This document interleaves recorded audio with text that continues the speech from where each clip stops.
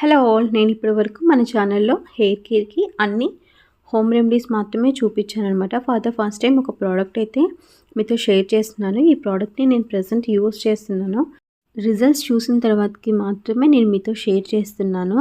ఇది వచ్చేసి wish care వల్ల హెయిర్ గ్రోత్ సీరం కాన్సన్ట్రేట్ అనమాట. దీనివల్ల చాలా మంచి బెనిఫిట్స్ ఉన్నాయి. మంచిగా బేబీ హెయిర్ అయితే గ్రో అవుతుంది. హెయిర్ ఫాల్ కూడా చాలా వరకు తగ్గుతుంది. అండ్ దీంట్లో వచ్చేసి రైస్ వాటర్ ఉంటుంది, బయోటిన్ ఉంటుంది, కెఫెన్ ఉంటుంది, కెరాటిన్ ఉంటుంది, రోజ్మేరీ ఉంటుంది. రోజ్మేరీ వల్ల మనకి హెయిర్ గ్రోత్ అయితే చాలా బాగా ఉంటుంది.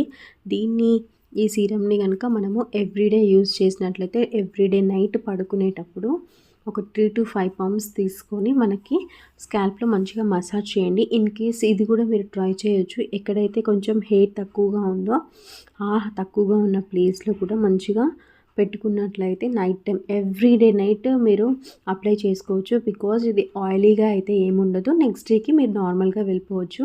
ఓవర్ నైట్ అలానే ఉంచేసేయాలన్నమాట. చాలా మంచి రిజల్ట్స్ అయితే ఉంటాయి. డెఫినెట్గా ట్రై చేయండి.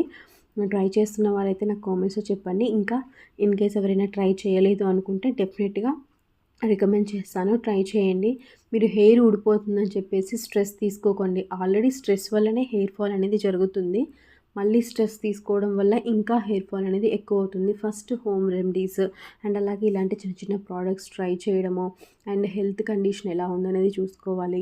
ఫుడ్లో ఏమైనా చేంజెస్ చేసుకోవాలా, లైఫ్ స్టైల్ ఏమైనా చేంజెస్ చేసుకోవాలా, హార్మోనల్ ఇంబ్యాలెన్స్ ఏమైనా ఉందా, వాటన్నిటిని కూడా చెక్ చేసుకొని న్యూట్రిషియస్ ఫుడ్ తీసుకుంటూ అండ్ నట్స్ అండ్ సీడ్స్ కూడా ఎవ్రీడే మీకు ఫుడ్లో ఉండేలాగా చూసుకోవాలి. Sunflower seeds, pumpkin seeds, walnuts, almonds and అలాగే ఫ్లాక్ సీడ్స్ ఇవన్నీ కూడా బయోటిన్ అనమాట. మంచిగా ఉంటాయి. హెయిర్ ఫాల్ని చాలా వరకు తగ్గిస్తాయి.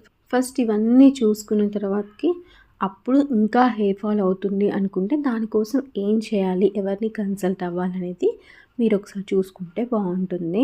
ఫస్ట్ వీటన్నిటిని కంట్రోల్ చేసుకోలేకుండా, మన లైఫ్ స్టైల్ చేంజ్ చేసుకోకుండా, ఫుడ్ హ్యాబిట్స్ చేంజ్ చేసుకోకుండా మనం ఏమీ చేయలేమన్నమాట. ఫస్ట్ వీటన్నిటిని కూడా మంచిగా హెల్దీ లైఫ్ స్టైల్ మెయింటైన్ చేసుకుంటూ ఉన్నట్లయితే హెయిర్ ఫాల్ అనేది మ్యాక్సిమం రెడ్యూస్ అయిపోతుంది.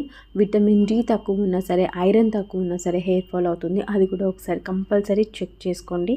ఇదైతే ఒకసారి ట్రై చేయండి. Thanks for watching.